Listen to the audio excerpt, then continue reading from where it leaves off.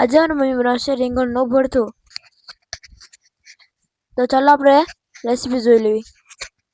મેં અહીંયા લીધા છે 2 મોટા રીંગણ, ગેસ ઉપર ચેકી લીધા છે. હવે આપણે એનો વઘાર કરી લઈએ. મેં લીધો છે આખો ગરમ મસાલો, 2 તમાલપત્ર લીધા છે. આપણે નાખશું જીરું અડધી ચમચી, ઝીણી કાપેલી ડુંગળી,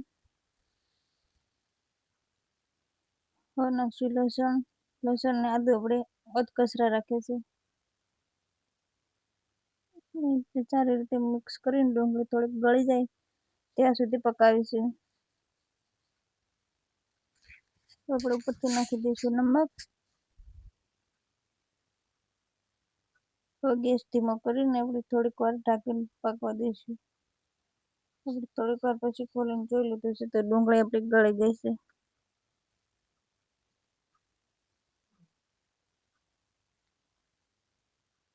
તો આપણે એમાં કરી લઈશું મસાલો, મરચું, કાશ્મીરી મરચું, લાલ તીખું મરચું ને હળદર. આપણે ઉપરથી નાખશું ટામેટા.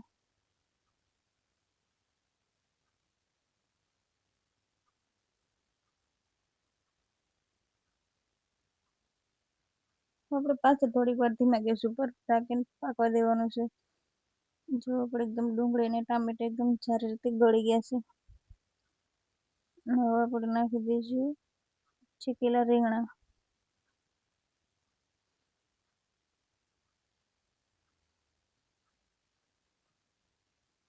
હવે આપણે આ રીંગણને બધા મસાલા એકદમ સારી રીતે મિક્સ કરી લઈશું.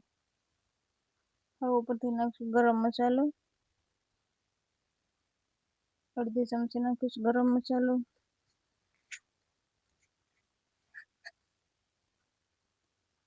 નાખીશ કસૂરી મેથી, આને મેં શેકી લીધી છે.